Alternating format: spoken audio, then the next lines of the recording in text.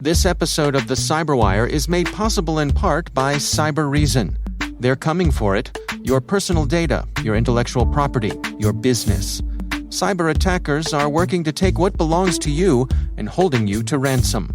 Defenders don't fear ransomware, they end it. With Cybereason, defenders detect and stop ransomware that even others miss, every time. A promise backed by a $1 million breach warranty.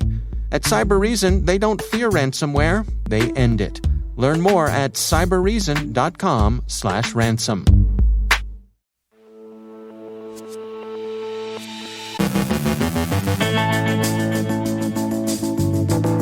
The LightBasin activity cluster has been active indeed against telecom infrastructure in what looks like an espionage campaign.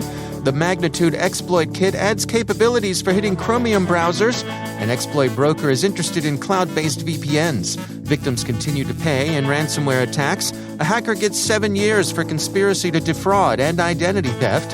David Dufour from Webroot looks at the coming threat landscape. Our guest is Paul Shread from eSecurity Planet on backup tools for ransomware. And a candy corn shortage is averted.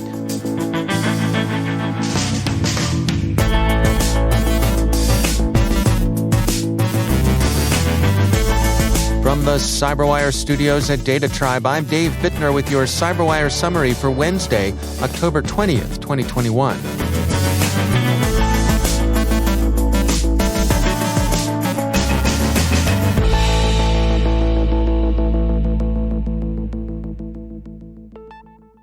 Security firm CrowdStrike has published a description of LightBasin, also tracked as UNC 1945, an activity cluster that's been targeting global telecommunications infrastructure since 2016.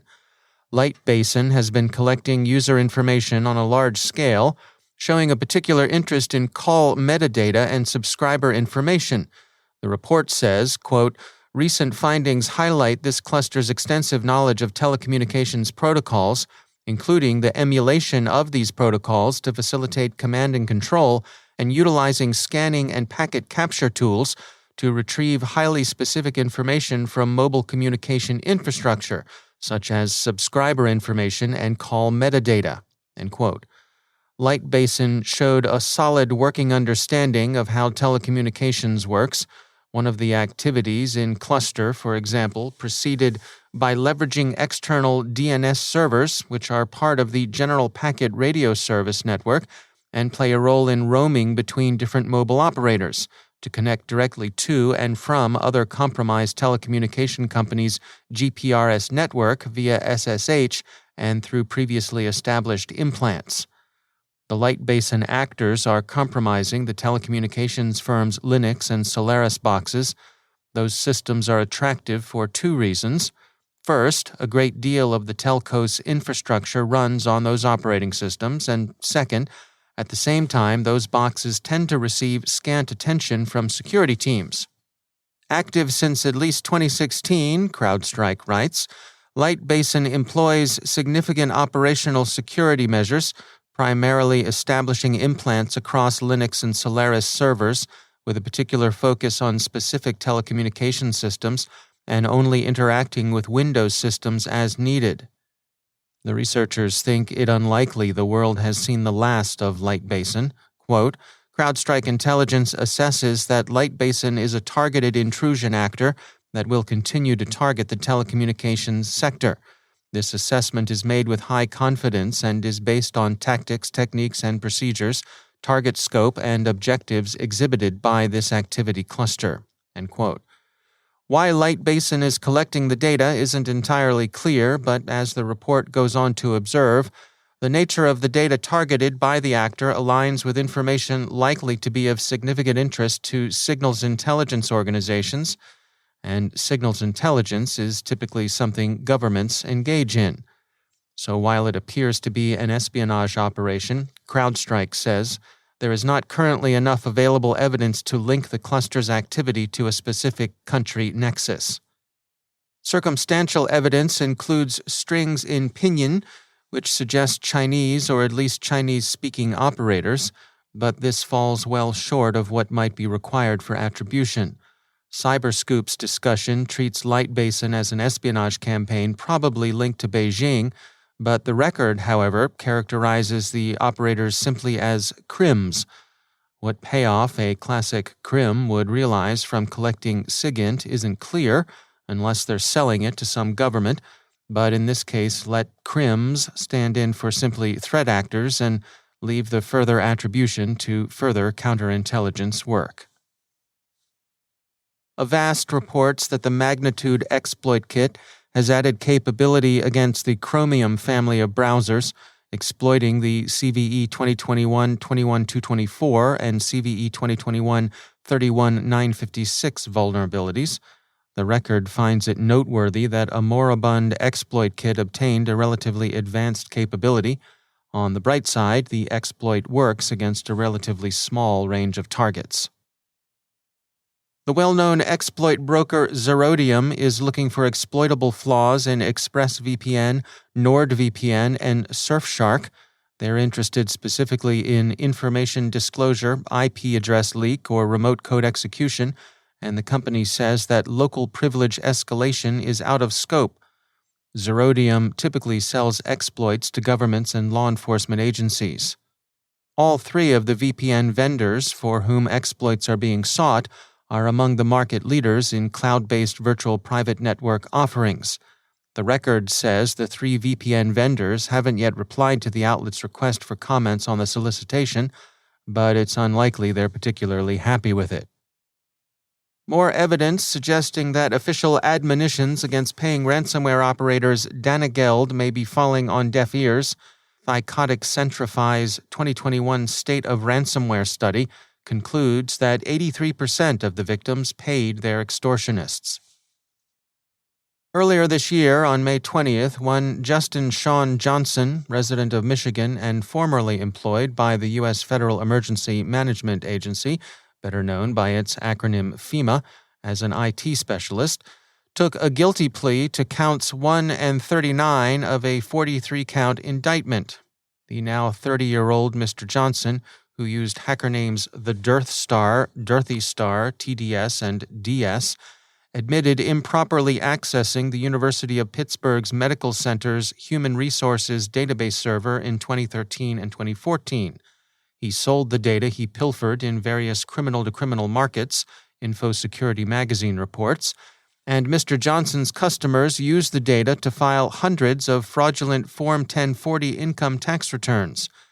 The U.S. Attorney for the Western District of Pennsylvania said, quote, "These false 1040 filings claimed hundreds of thousands of dollars of false tax refunds, which they converted into Amazon gift cards, which were then used to purchase Amazon merchandise, which was shipped to Venezuela. And the Internal Revenue Service was out nearly $2 million in lost tax revenue." The two counts Mr. Johnson copped were enough for Chief United States District Judge Mark Hornock to throw the book at him. Judge Hornock gave Mr. Johnson the 60-month maximum for conspiracy to defraud the United States, and also the statutory 24-month max for aggravated identity theft. The sentences will run consecutively, which means the Dearth Star will spend the next 7 years in Club Fed. And finally, as Americans prepare for Halloween, the Chicago-based Ferrara Candy Company, makers of such trick-or-treat staples as candy corn, Nerds, and Laffy Taffy, discovered on October 8th that it had been hit with a ransomware attack that temporarily disrupted manufacturing at some of its facilities. But no fears, candy corn connoisseurs.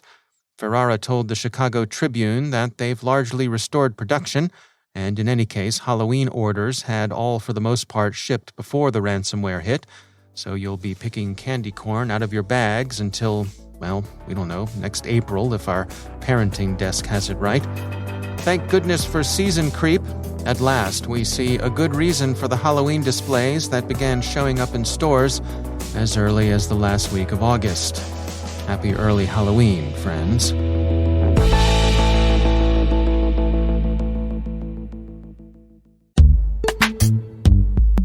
And now, a word from our sponsor, ExtraHop, stopping advanced threats with network detection and response. Let's face it, cyber attackers have the advantage. ExtraHop is on a mission to help you take it back. Regain the upper hand with security that can't be undermined, outsmarted, or compromised. With complete visibility from ExtraHop, enterprises can detect malicious behavior, hunt advanced threats, and forensically investigate any incident with confidence. When you don't have to choose between protecting your business and moving it forward, that's security uncompromised. See how it works in the full product demo, free online at extrahop.com/cyber. That's extrahop.com/cyber. And we thank ExtraHop for sponsoring our show.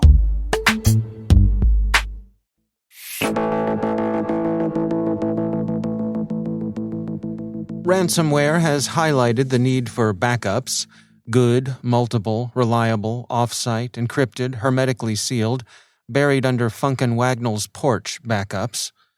All right, I exaggerate, but you get the point. Paul Shread is editor-in-chief at eSecurity magazine, where backups have been top of mind. There's been a lot of talk about air-gapped backups, and that's a very good thing to do, but it's not the only thing that you need to do. Basically, people aren't doing nearly enough as they should, but due to all the attention that's been focused on the major attacks this year, I think people are looking at it much more than they used to. So I guess that's the one positive here, is people are actually finally starting to pay attention to this stuff. You need multiple copies. You need it to be immutable, which means, can't be changed, can't be accessed.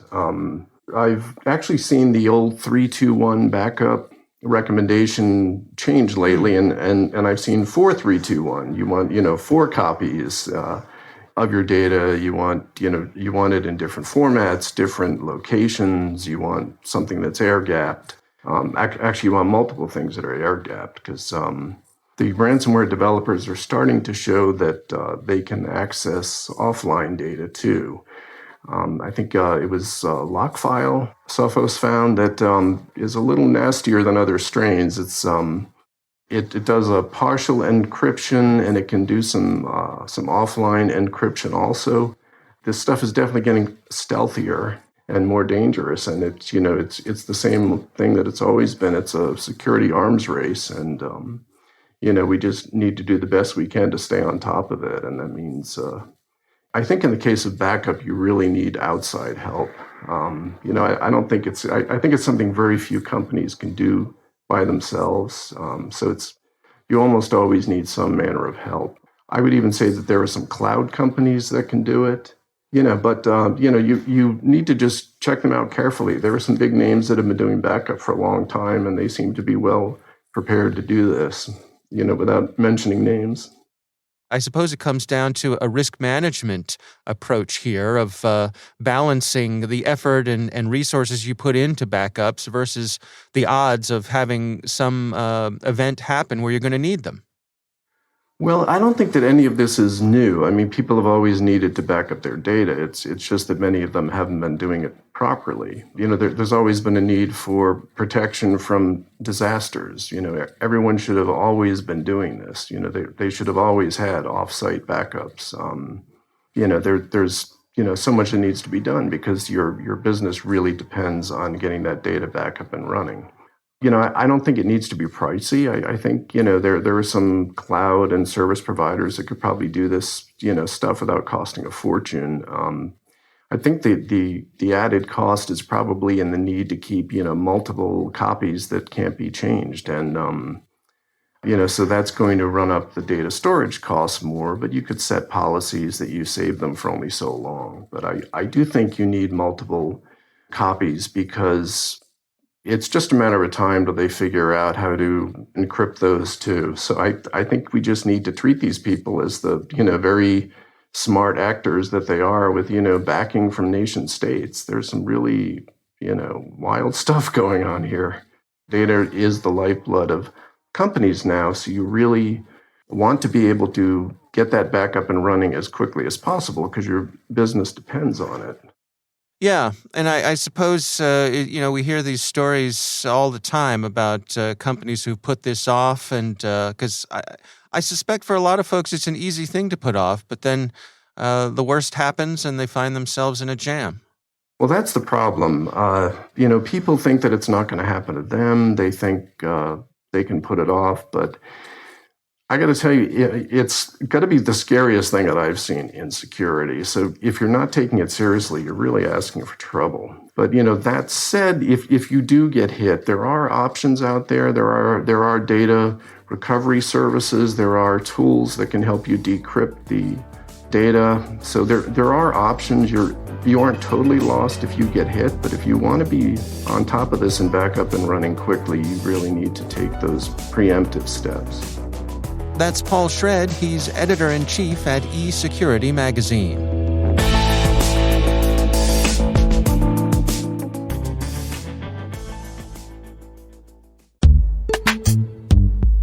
Next week, big changes come to cyber risk quantification. On October 18th, ThreatConnect will release Risk Quantifier 6, which adheres to the FAIR standards and addresses the challenges of FAIR implementation by applying automation to the cyber risk quantification problem. ThreatConnect RQ introduces new scenarios that enable analysts to leverage the FAIR framework in standard and semi-automated manners. Companies can use RQ to work within the FAIR framework as they do today, while also evolving their risk practice using the power of automation. RQ helps companies evolve and better adopt risk quantification across their organization. You can now scale your FAIR risk models to evolve your risk management program by leveraging your financial data and technical environment data using the RQ risk computation engine. The result? Meaningful reports for more informed and data-driven decisions with business stakeholders. Visit the Risk Threat Response Company at ThreatConnect.com to learn more.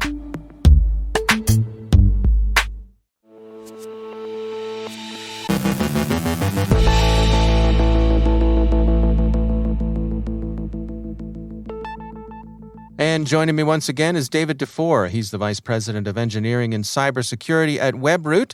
David, always a treat to have you join us here. I don't know about you, but I am having a hard time reconciling how quickly this year has gone by. And we are like 2022 is right on the horizon here. I was curious, can you be the first person that I ask about what sort of things you're expecting to see as we careen towards 2022? Yeah, you're right, David. This year is just, I don't know what's happened. It's been a pretty good year, actually. So I'm glad of that. But David, there's this brand new threat out there that not many people have heard of, and we're going to really break it open on the podcast today. It's called ransomware. I bet most people haven't heard of it, but that's what's coming in 2022. Ransomware, really? Go on with that, David. What exactly goes into this ransomware thing you mentioned? Well, the cyber criminals put some piece of malware on your computer and it encrypts all your files and you have to pay a ransom through crypto. Wow, interesting. Yep. So basically, the bold prediction that you're making for 2022 is more of the same. Is that what I'm hearing?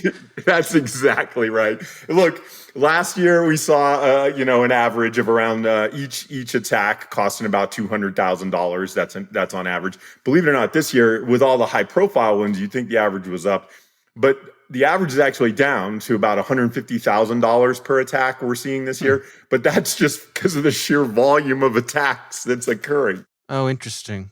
I'm on a pretty thick limb here. I'm not really going out too far when I say ransomware is going to continue to be the problem next year. Yeah, it's fascinating to me also because I think when we look back a couple years, probably back to 2018 or so, I think a lot of us thought that we were going to see crypto mining really take off. That was the thing a lot of us had our eye on. But then it seems like that sort of fizzled out or didn't take off the way that ransomware did. Yeah, I'm going to pat myself on the back on that one because I literally said there's probably not a lot to worry about there. The bad actors got to see a good business model. And I know they were trying to insert things in browsers to mine when you were on websites and things like that, but it kind of petered out. It's just easier, David, to do attacks with ransomware, infect a computer, and then charge a ton of money for it. And, I want to segue into something else that we need to think about, which, kind of leads to that ransomware infection. Another thing we're going to continue to see, we saw a lot of last year, it's growing this year. There's a lot of really good tools that we all use in cybersecurity for remote protection, our MDM software that helps us manage, with all the remote, us all working from home due to COVID, things like that. Those tools are getting attacked so that the purveyors of ransomware can deploy it in a broader area. So that's another thing. This one I am going out a little bit on a limb saying we're going to see a lot more of the good software turn bad. More of those insider threats or supply chain threats, I suppose. Well, exactly. And if you're, I don't want to name any names, but if you're using something inside your organization to manage your infrastructure, even to manage your business, like an ERP or something, you could see, a lot of attacks start and get deployed through that kind of software. So everyone really has to start paying attention to this. Is it really a matter of these days you have to have something that's keeping an eye on the behavioral aspects of your network that's, not just looking for indicators, but looking for what's going on? That is absolutely right. And a lot of it is behavior now, which unfortunately typically takes a lot of resources.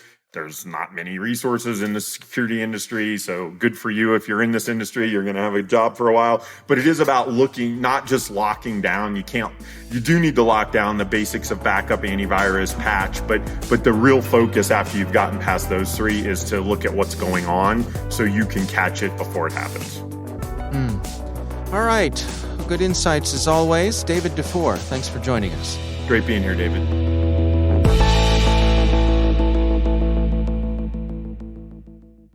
Thanks to all of our sponsors for making the CyberWire possible, especially our supporting sponsor, Wipro. Cybersecurity is more than just keystrokes and code. It takes Wipro's elite team of cybersecurists, specialists with more than 25 years of expertise developing award-winning cybersecurity solutions. Wipro does what others only promise. Wipro, cybersecurity by cybersecurists.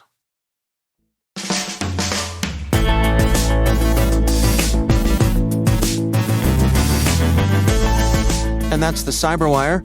For links to all of today's stories, check out our daily briefing at thecyberwire.com. The CyberWire podcast is proudly produced in Maryland out of the startup studios of Data Tribe, where they're co-building the next generation of cybersecurity teams and technologies.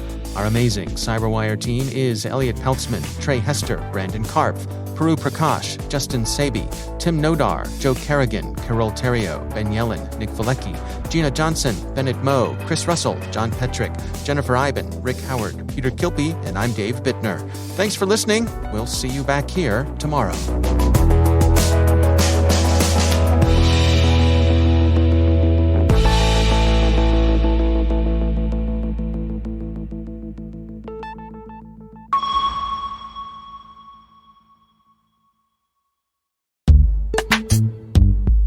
Security teams rose to the challenge during a time of crisis, helping their organizations during an unprecedented period, shifting to suddenly support an entire remote staff while still keeping data safe, effectively overnight.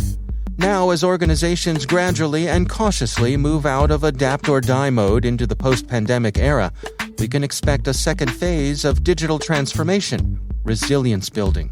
This presents an opportunity for security teams, an opportunity to reimagine data security. Code 42 believes that organizations should never compromise their speed of innovation or the safety of their data.